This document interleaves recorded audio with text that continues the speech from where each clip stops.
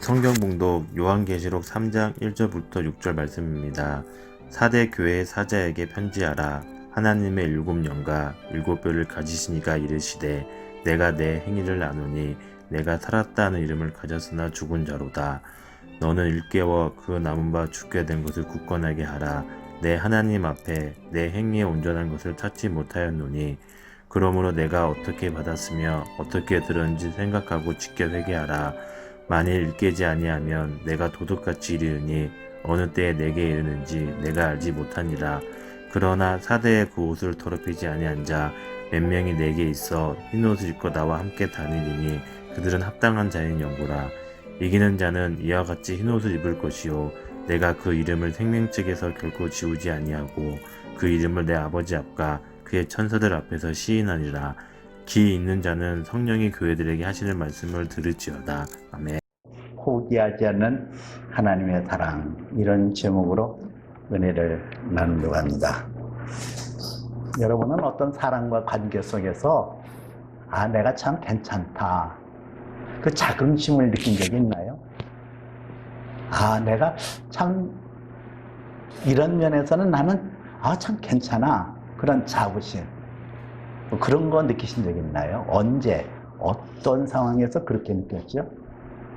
저 같은 경우는 제 둘째 딸이 5살 때에 교회 성가대원들이 서해안 대천 해수욕장을 가면서 저희 가족을 초청했어요. 근데 저보다는 더 아이들이 그렇게 좋아하더라고요. 해수욕장에 가니까 얼마나 좋아하는지 환호를 지르고 그래요. 그래서 제 깐에는 둘째 아이를 기쁘게 하겠다고 고무보트를 빌려서 그거를 같이 타고 바다 깊은 곳에 들어갔습니다. 한참 들어가다 보니까 내 생각에 내가 이 보트에서만 있는 게 아니라 내려서 보트를 잡고 애를 밀어주면 재밌겠다 해서 보트에서 내린다고 한 것이 그만 보트가 전복이 됐어요. 아이가 물속에 빠져든 거예요. 여러분도 아다시피 서해안은 물이 맑지 않잖아요. 아이가 빠졌는데 안 보이는 거예요, 물속에서. 그러니 제가 얼마나 당황되겠어요. 근데 제가 그 당황스러운 그 속에서도 제 마음속에 이 아이를 살리고 나는 죽어도 좋아, 그런 마음이 확 들면서 물속으로 제가 뛰어들어서 아이를 찾기 시작했어요. 그 시간이 결코 저에게는 짧지 않은 시간이었거든요. 그렇게 하나님 앞에 기도하고 간절히 기도하면서 찾는데 툭 하고 아이가 제 손에 닿은 거예요. 그래서 아이를 물에서 끄집어 올려서 보트에 태우고 해변으로 나왔는데 그때 제 마음속에 내가 참 나는 멋진 아빠다, 그리고 제가 자긍심을 느꼈어요. 아이를 위하여 나는 죽어도 좋아. 그리고 그 아이를 살려내기 위하여 힘썼던 나의 모습, 진짜 내가 참 아빠로구나, 그런 자부심을 그때 느꼈어요. 여러분, 하나님이 하나님의 됨을 느끼는 그 자긍심, 자부심은 언제였을까요? 하나님이 하나님의 됨을 선언하고 하나님의 됨을 나타내는 것은 언제였을까? 하나님께서 사람을 하나님의 형상과 모양대로 창조하시고 사랑의 대상으로 만들어 놓으셨는데 그 사람이 타락했잖아요. 그 타락한 인간을 구원하기 위하여 아들 예수 그리스도를 보내시고, 아들 예수는 우리의 죄악을 위하여 십자가에 못 박혀 죽으시면서 마지막 예수님께서 하신 말씀이 있어요.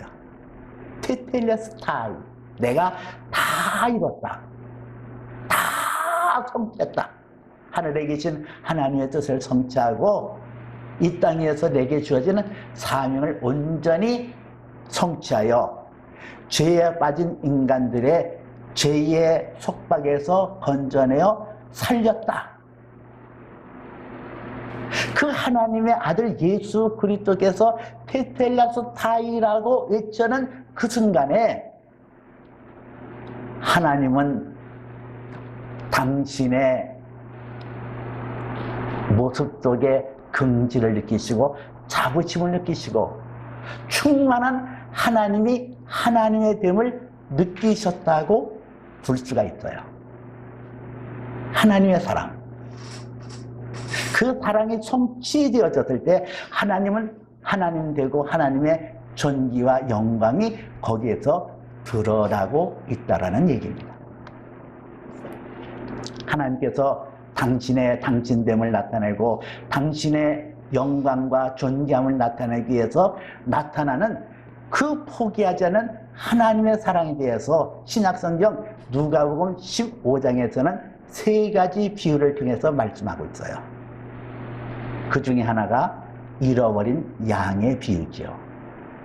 99마리의 양을 두고 한 마리 양을 찾아나가는 목자의 모습이 나와요. 우리는 99마리가 중요하다는 얘기 아니에요. 그 비유의 내용은 한 마리 양이라도 잃어버릴 수 없다는 목자의 심정이 거기 드러난 거예요.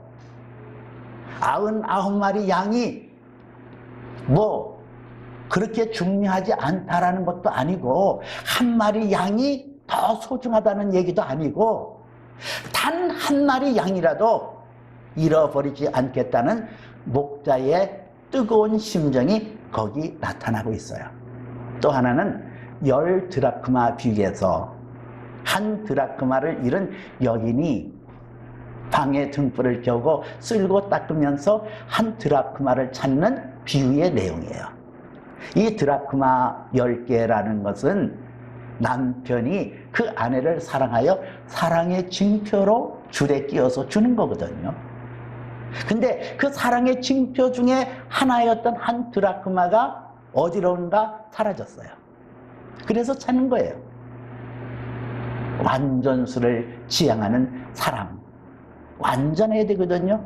사랑에는 빈틈이 없어야 됩니다. 하나가 부족해도 안 돼요. 그것을 찾아 나서는 한 여인의 비유를 통해서 하나님께서 우리를 향하여 그 사랑이 어느 것도 빈틈이 없이 완전수를 가져야 된다는 것을 우리에게 말씀하고 있죠. 또 한 가지는 잃어버린 탕자의 비유예요. 이 둘째 아들이 아버지의 유산을 요구하고 그 유산을 가지고 먼 나라로 가서 허랑방탕하다가 그 나라에 기근이 들어서 먹을 것이 없으니 돼지의 쥐엄 열매라도 먹을까요? 그리러 가서 그것을 찾지만은 찾지 못하고 이제 내가 여기서 줄여 죽는구나. 그러다가 아버지에게 돌아가자. 거기서 내가 퉁꾼의 하나로 있다 할지라도 줄여 죽지는 않을 거 아니냐. 그래서 아버지를 향하여 돌아오는 탕자의 이야기. 아버지를 배반하고 갔어요. 아버지의 품을 떠나 멀리 갔던 그 탕자를 기다리는 아버지, 인내하는 아버지, 사랑이기 때문에 오래 참고 사랑이기 때문에 그 허물을 덮어주는 그 사랑의 모습이 나오고 있어요. 하나님의 사랑을 특징 지어지는 누가복음 15장에 나타난 세 가지 비유라고 한다면 구약 성경에서는 호세아서가 있어요. 호세아라는 손자에게 고멜이라고 하는 한 여인이 시집을 갑니다. 깨끗하지 않은 여자입니다. 음란한 여자예요. 그 여자를 빌어 하나님께서는 하나님의 심정이 어떠함을 나타내는 거예요. 그 호세아 선지자가 고멜이라는 여인을 통하여 둘째 아이를 낳게 됩니다. 그때에 하나님께서 호세아서 1장 9절에 보니까 여호와께서 이르시되 그의 이름을 로함이라 하라. 너희는 내 백성이 아니라 나는 너희의 하나님이 아니라 할 것이요. 그렇게 나와요. 이 로함이라는 뜻이 하나님의 백성이 아니다라는 뜻이에요. 그런데요, 우리는 하나님께서 딱 선포하기를 너는 내 백성이 아니야.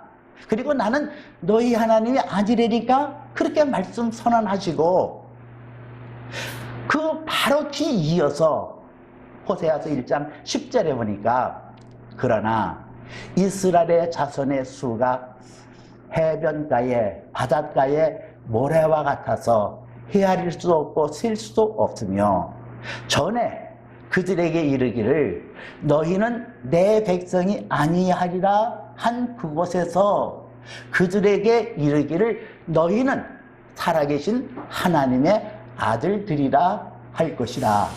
이게 참, 이거 무슨 내용이에요? 아니, 앞절에서는 너희는 내 백성이 아니라 하겠고 나는 네 하나님이 아니라 그렇게 할 것이다, 그렇게 말씀하시고 뭘 오랫동안 기다렸다가 하면은 무슨 이해가 좀 될 만도 하지만은, 아니 하나님이라는 분이 어떻게 이렇게 변덕스러울까? 바로 이어서 그러나 이러잖아요. 그러나 이스라엘의 자손의 수가 바닷가에 모래 같아서 헤아릴 수 없고 셀 수도 없으며, 이건 뭐예요? 그들 백성을 내 백성이 아니라고 내치는데 그들 백성을 흥황하게 하고 복되게 하시겠다는 얘기 아니에요? 그리고 너희는 내 백성이 아니라 할 것이라 그랬다가 이제는 너희는 살아계신 하나님의 아들들이라 할 것이라. 무슨 변덕이 이렇게 나와요?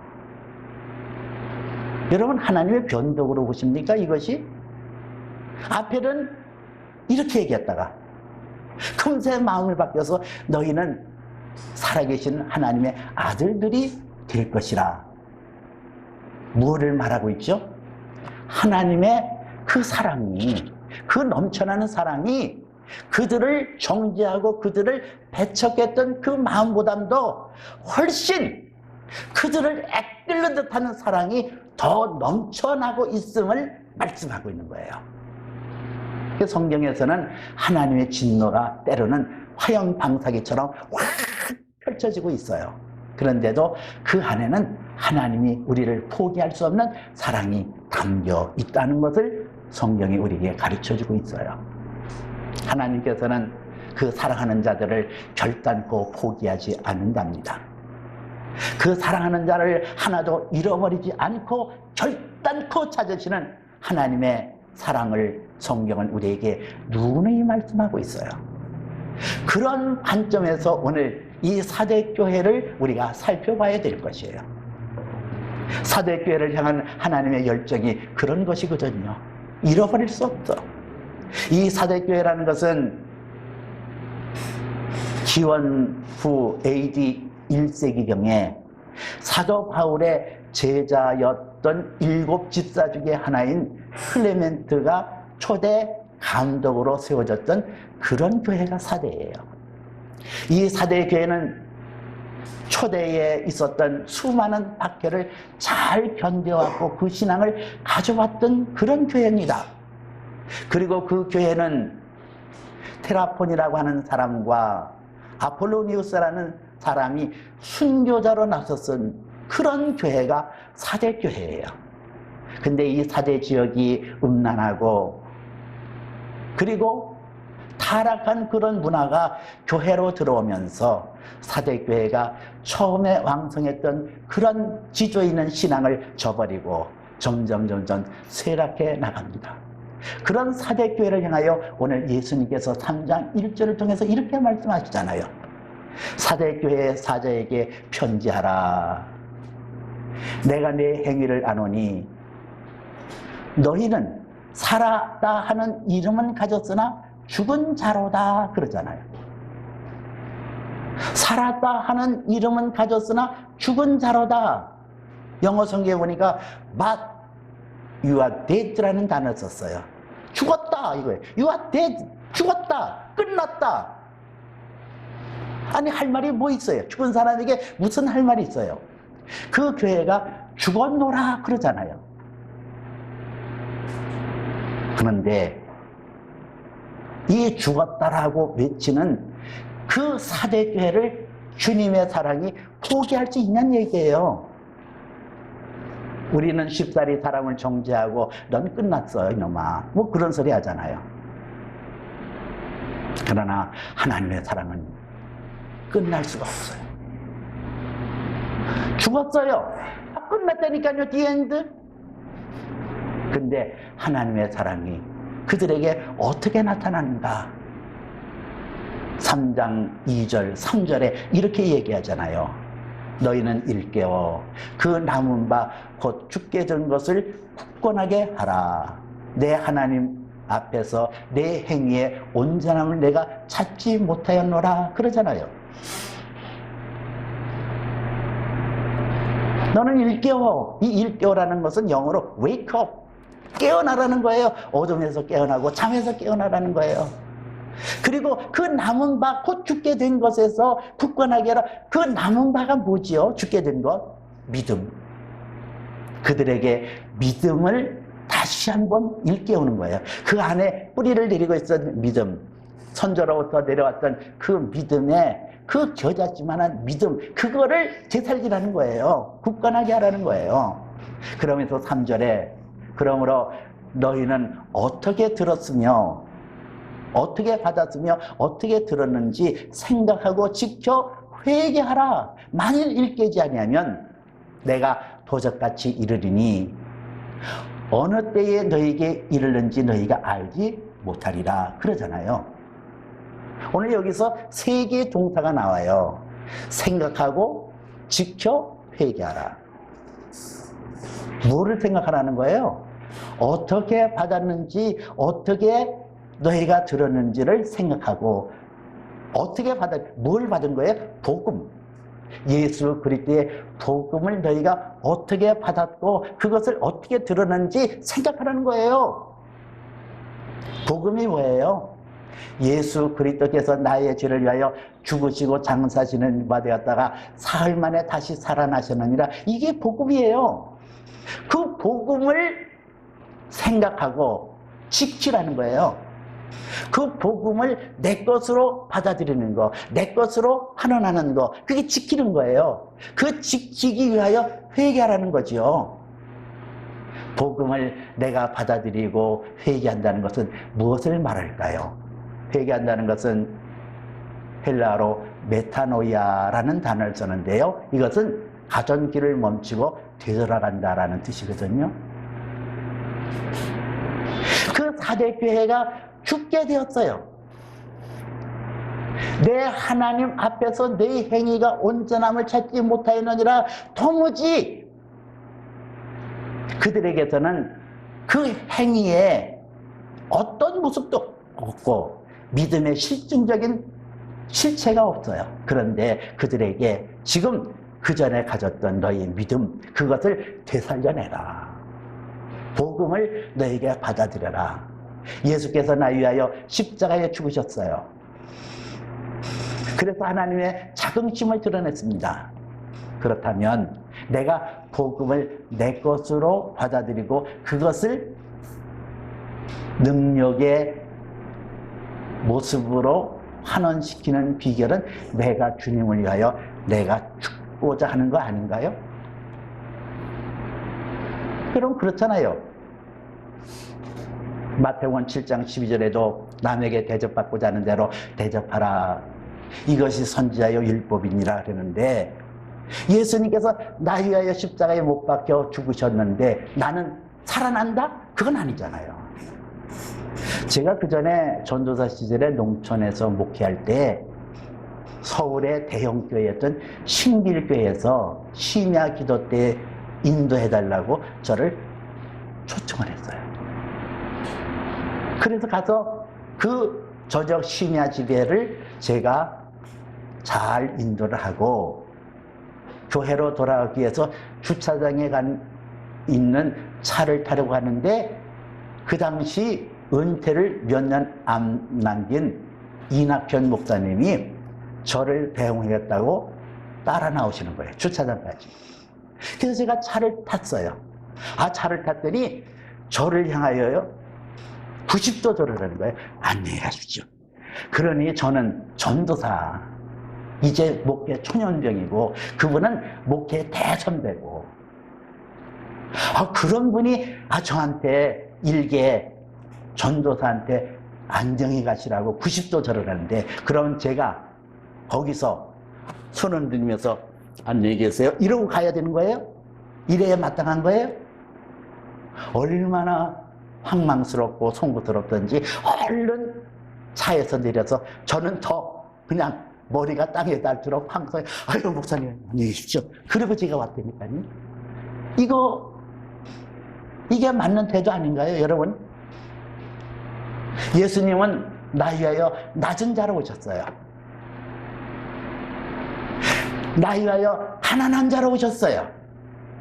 나 위하여 천한 자로 오셨어요. 여러분들이 그 예수 그리스도의 낮아짐과 천함과 그 가난하심을 내가 믿는다고 한다면, 내가 예수님을 믿고 그분을 따른다고 한다면 당연히 내가 낮아지고 천해지고 가난해져도 맞습니다, 옳습니다 하는 것이 복음을 받아들이고 복음 가운데 사는 나의 모습 아니냐는 얘기예요. 그렇잖아요. 그런데요, 여러분, 한번 자신을 살펴보세요. 조금만 낮아지면 내가 왜 그러냐고, 조금만 가난해지면 나는 왜 가난하게 살아야 되냐고, 조금만 천해지면 나는 왜 이러냐고, 그러지 않았냐고요. 그거를 회개하라는 거예요. 내게 임하는 저주스러운 모습들, 때로는 낮아짐들, 천한 것, 병든 것, 가난한 것 마땅합니다, 옳습니다. 예수님은 나 위하여 십자가에 죽기까지 하시는데 나도 이렇게 당하는 것이 옳습니다, 맞습니다, 시인하고 그렇게 나가는 게 회개하는 거란 말이에요. 만일 일깨지 아니하면 내가 도적같이 이르리니 어느 때에 내게 이럴지 내가 알지 못함이라. 주님이 오실 때는 이제는 심판해 주러 오셔요. 그때는 회개고 뭐고 없어요. 여러분, 내가 이 땅에 살 때에 복음의 말씀을 받아들이고 그것이 믿어진다고 한다면 그렇게 따르고 순종해야 되는 거예요. 이렇게 사대교회를 향하여 예수님께서 말씀하셨는데도 불구하고 저들이 회개하지 않았습니다.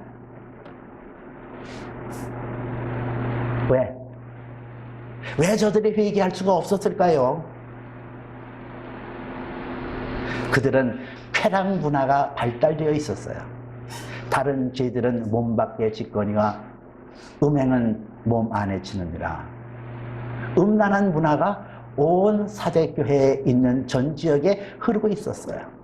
처녀들이 시집을 가기 위해서 지참금을 마련해야 되는데 그 지참금을 만들기 위하여 자기 몸을 파는 것을 아무런 수치스러움으로 여기지 아니하고 관행으로 여겨서 그럴 수 있다라고 여겼던 것이 사대 지역의 음풍스러운 모습이었어요. 하나님을 사랑하는 자마다 그의 계명들을 지키나니 그의 계명들은 무거운 것이 아니니라. 요한일서 2장 15절에 말씀하고 있잖아요. 세상을 사랑하면 하나님의 사랑을 받아들일 수 없어요. 하나님을 사랑하는 자마다 이 계명들을 지키나니 이 계명들은 무거운 것이 아니니라 그랬습니다. 여러분, 하나님을 사랑하는 자는 어떤 자에 대해요? 이 세상이나 세상에 속한 것을 사랑하는 자마다 하나님의 사랑이 그 안에 있지 아니하느니라 그랬어요. 여러분, 세상을 사랑하고 하나님을 사랑할 수 있을까요? 도저히 그럴 수 없는 거예요. 그리고 그들에게는 이 사대라는 별칭 중에 하나가 황금의 도시라는 그런 별칭이 있었는데 그 별칭에 버금갈 정도로 황금이 많았어요. 금이 많았어요. 금으로 주화를 만들고, 그래서 돈을 사랑하는 사람들의 숫자가 많이 늘었어요. 디모데전서 6장 10절에 보니까 돈을 사랑함이 일만하게 뿌리가 되나니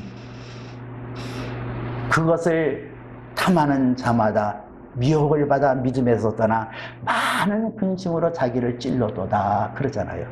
여러분, 돈이 많다고 해서 복된 거 절대로 아니에요. 돈을 사랑하지 마시기 바랍니다. 오늘 유튜브 보니까 13살 먹은 중동의 한 아이가 부모로부터 물려받은 돈이 3조이더라고요. 3조니까 자기 집안에 동물원을 만들어 놓고 기린에게 풀 먹이고 사자들을 유리바깥에서 보고, 그리고 그거 끝나면 신발이, 진귀한 신발, 비싼 신발들이 뭐 2,000컬레인가 몇 컬레가 있는 그런 전시된 방에 들어가서 그거 둘러보고, 그리고 쇼핑 나가서 아무렇지도 않게 최고가의 시계를 5개, 6개 사들이는 그 어린아이의 모습. 그리고 집에 들어와서 파티를 하면서 자기 친구들에게 돈다발을 마음껏 가져가라고 흥청망청 쓰는 이 아이의 모습을 보면서, 여러분, 이 아이가 행복할까요? 이 아이가 근심이 없을까요? 그렇지 않습니다. 돈을 사랑함이 일만하게 뿌리라고 했어요. 사대교회 사람들이 황금 시대를 가지면서 돈을 사랑했습니다. 그 사랑하는 것 때문에 하나님 앞에 믿음을 가지고 나오지 못했어요. 오늘날도 마찬가지 아니에요?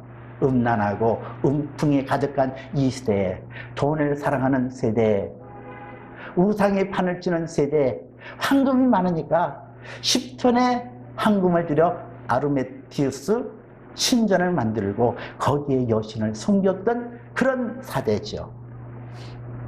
하나님 앞에 회개하고 나올 힘을 잃었어요. 사랑의 교회 옥하는 목사님도 이 한국교회의 문제점에 대해서 얘기하기를, 이 교회가 회개의 능력을 잃어버렸습니다.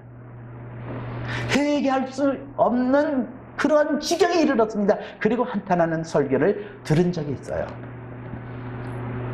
회개할 수 없는 사대, 오늘의 현질, 이것을 어떻게 해요? 여기서 하나님께서 포기하실까요?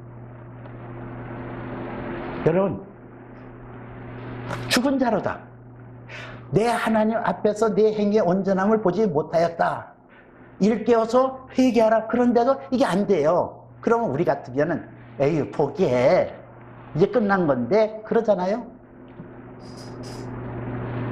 근데 하나님의 사랑은 포기할 수 없는 거예요. 그래서 하나님의 사랑은 위대한 거예요. 4절 말씀 보니까 그러나라는 단어를 쓰잖아요. 그러나 사대에 그 옷을 더럽히지 아니하는 몇 명이 너희 가운데 있나니 그가 흰옷을 입고 나와 함께 다니니 그들은 합당한 연고라 이러잖아요. 행위를 더럽히지 아니하는 자, 그 옷이 더럽히지 아니하는 자, 이 옷을 더럽히지 아니하는 자가 어떤 사람을 말해요? 그리고 흰옷을 입고 주님과 동행했던 그 사람들, 그들은 합당한 연고라. 하나님 보시기에 합당한 모습을 가지고 있었던 그들은 어떤 사람이길래 그렇게 인정을 받을까? 요한계시록 22장 14절 보니까 두루마기를 빠는 자는 복이 있나니 그랬어요. 여기서 자기 옷을 더럽히지 아니하는 사람이라는 것은 날마다 자기를 돌아봐 회개하여 그 행위를 온전함을 지키는 그런 사람들, 그런 사람들이 사대에게 있었다는 얘기예요. 이 사대라는 뜻은 남넷, 남은 자라는 뜻이에요. 그들을 통하여 하나님께서는 그 남은 자, 그 옷을 더럽히지 않고 흰 옷을 입고 주님과 동행했던 그 자들을 통하여 용기를 주는 거예요. 힘을 주는 거예요. 너희도 회개할 수 있어. 너희도 돌이킬 수 있어.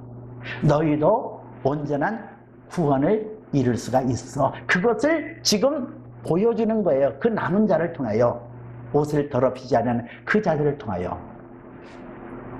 하나님께서는 좋은 것을 통하여 역사하시기 시작해요.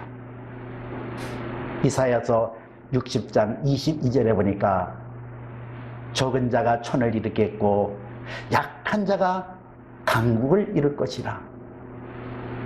때가 되매 여호와께서 반드시 이루리라 그랬어요. 작은 자가 천을 이루겠다. 약한 자가 강국을 이루겠다. 이것이 하나님의 계획이란 말이에요. 비록 사대 교회가 힘을 잃고 죽은 자처럼 온전한 행위가 없다 할지라도 그것에서 남은 자, 람네트 남은 자를 통하여 그들의 회개하는 모습을 저들에게 보여줌으로 너희도 구원의 대열에 들어설 수 있어. 하나님의 사랑에 합한 자가 될 수 있어. 그러고서는 주님께서 지금 저들에게 말씀하시는 거예요. 우리의 믿음이 작다 할지라도 예수님께서 하신 말씀이 있어요. 주께서 이르시되 내게 작은 겨자씨 하나님만한 믿음이 있다 할지라도 뽕나무더러 그 뿌리가 뽑혀 바다에 싱글해도 그것이 너에게 순종하였으리라 하는 말씀이 누가복음에 나와요. 여러분, 내 안에 있는 믿음이라는 것이 이렇게 역사가 강화되니까요. 하나님의 사랑이라는 사실, 하나님께서 나를 포기하지 않고 나를 여전히 사랑해 주신다는 그 믿음을 가지고 나가기만 하면 그 믿음을 가지고 내 안에 속성 중에 가장 뿌리 내리고 있는 그 악성들, 그것마저라도 뽑혀나갈 수가 있다라는 얘기예요. 하나님은 우리를 포기하지 않습니다. 하나님께서 우리를 사랑하신다고 한다면 그 사랑에 대하여 우리를 절대로 놓지를 않아요. 그것이 하나님의 포기하지 않는 사랑이에요. 하나님께서는 약한 자를 들어 강한 자를 부끄럽게 하거든요. 그러면 오늘 우리 교회가 가져야 될 사명을 받아 누릴 수 있잖아요. 우리는 약한 자예요. 적은 자예요. 그러나 우리가 하나님 앞에 나와서 회개하는 삶을 갖고 회개의 그 깊은 곳으로 들어갈 때 하나님께서는 저와 여러분을 통하여 이 세대의 등불로 쓰실 줄 저는 믿습니다. 이 마지막 때에 요한계시록이 풀어지고 있어요. 오늘 우리 교회를 통하여 하나님의 말씀 요한계시록 말세에 되어질 일들을 선언했던 이 요한계시록의 말씀이 선명하고 분명하고 깨끗하고 순전하게 풀어졌다는 사실은 저와 여러분을 통하여 이 세대의 빛을 나타내기 위한 분명한 뜻이 있음을 기억하시길 바랍니다. 이사야서 60장 1절부터 3절 말씀 보니까 일어나라 빛을 발하라 이는 내 빛을 얻었고 여호와의 영광이 내 위에 임하였습니다. 어둠이 땅을 덮을 것이며 캄캄함의 만민을 가리느니와 오직 여호와께서 내게 임할 것이요 그 영광으로 내게 나타날 것이니 내 빛으로 나라와 왕들이 다 내게로 오리라 그 말씀이 있어요. 여러분, 우리가 이 세대의 빛으로 나타날 때가 되었습니다. 어둠이 땅을 덮고 캄캄한 만민을 가려리라. 세상의 징조가 험악한 징조가 마구 드러나잖아요.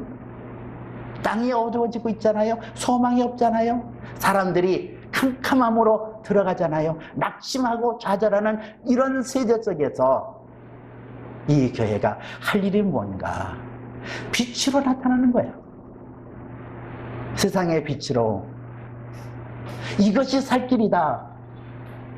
이것이 하나님 옆에 돌아가는 길이다라는 사실을 저와 여러분들의 행위를 통하여 보여줄 때 많은 사람들이 이 교회를 통하여 여러분들의 모습을 통하여 예수께로 나올지 않을까요?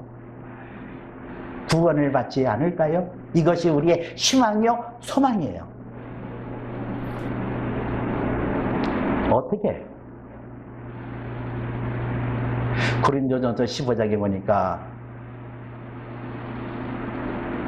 욕된 것으로 심고 영광된 것으로 다시 살며 약한 것으로 심고 강한 것으로 다시 살며 그런 말씀이 나와요. 욕된 것, 하나님 앞에 반항하고 원망하고 불평하고 이런 것들을 심는다. 그것은 십자가 앞에 나와서 고백하는 거예요. 그런 마음 든 적 있어요? 하나님의 사랑이라는데 왜 이렇게 나를 괴롭게 구는 거야? 왜 이렇게 나를 천하게 만들어? 아니, 나를 왜 이렇게 곤고하게 만드는 거야? 그래서 하나님의 사랑을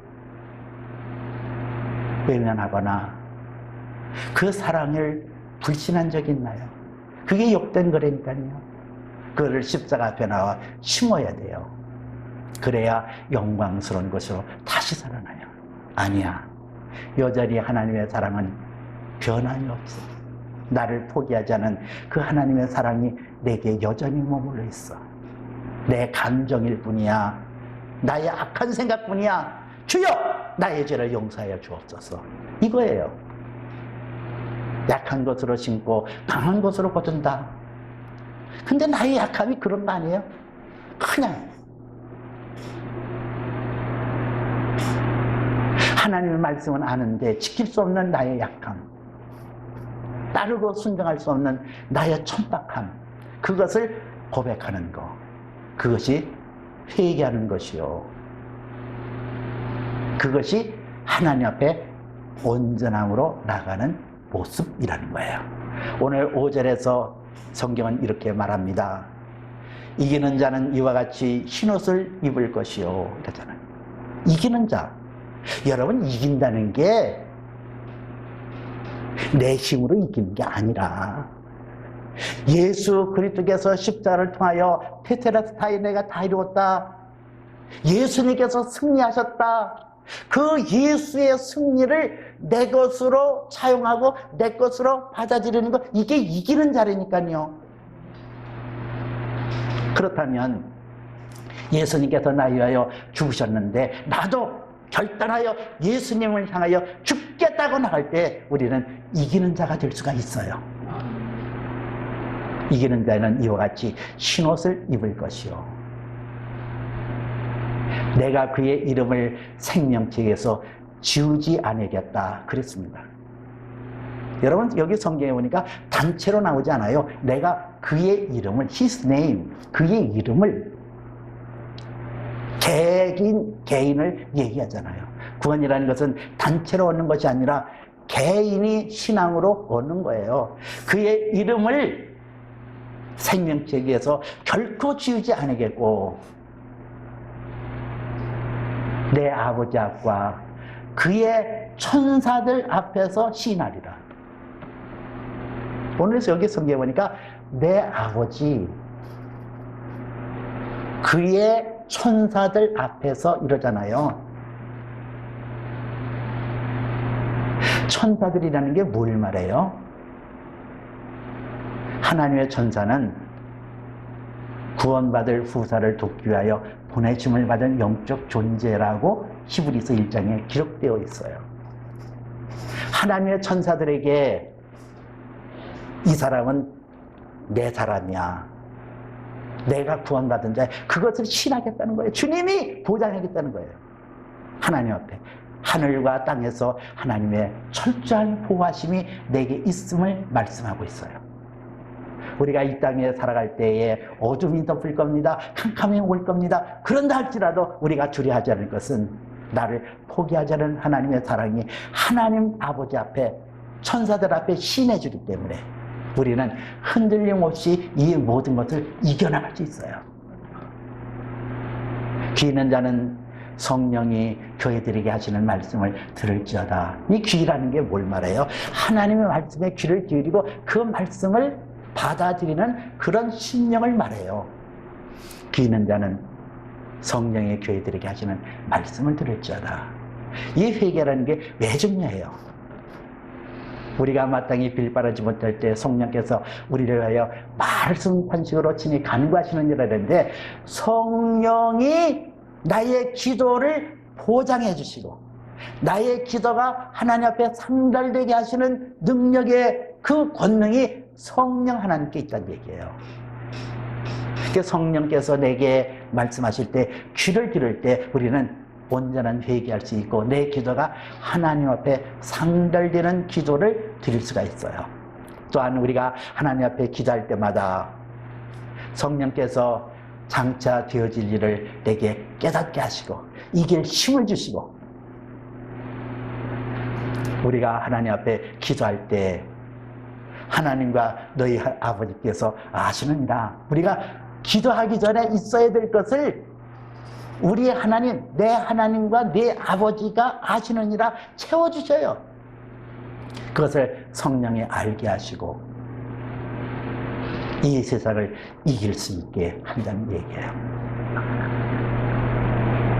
제가 내 딸을 구하기 위하여 내 생명을 드리기를 작정을 하고 죽으면 죽으리라 했을 때 나도 살아나고 내 아이도 살아났어요. 예수님도 당신의 생명을 들여서 죽었더니 예수님도 살아나고 나도 살아났잖아요. 여러분 어때요? 나도 예수님을 따라 예수님을 위하여 내가 죽으면 죽으리라. 그럴 때에 하나님이 하나님 되심을 선언하게 되어지고 나도 살아나고 내 이웃도 살아나는 은혜를 입을 거예요. 사대교회를 향하여 포기하지 않은 하나님의 사랑을 보여주신 그 주님이 오늘 저와 여러분에게도 동일한 사랑으로 우리를 불꽃같이 7영과 하나님의 7영과 7뼈를 가지신 이가 가라사대 이러잖아요. 완전 숫자 얘기예요. 성령의 그 권능이 있는 그 주님이 교회의 7 사자들을 붙들고 있는 이런 상황, 우리는 어떤 상황 속에서도 이길 수가 있고 이 세상을 헤쳐 나갈 수가 있음을 믿으시기를 주님의 이름으로 축복해 드립니다. 기도합니다. 살아계시고 자비로우신 아버지 하나님, 우리에게 생명을 주시되 더 풍성케 하시고 하나님을 기억하게 하시고 하나님 앞에 나올 수 있도록 복을 빌어 주셨사오니 감사함을 드립니다. 하나님의 사랑은 변함이 없습니다. 포기하지 않은 하나님의 사랑을 우리는 믿습니다. 내가 연약하여 쓰러질지라도 거기에 하나님의 사랑이 있고 내가 곤고하여 뒤로 물러설 때도 주님의 사랑은 거기에 나타납니다. 주여, 성령의 음성을 듣게 하시고 좌로나 우로나 흔들리지 말게 하시고 믿음의 주여 온전케 하시는 예수 바라보고 나가게 허락하여 주시옵소서. 예수님 이름으로 기도합나이다. 아멘.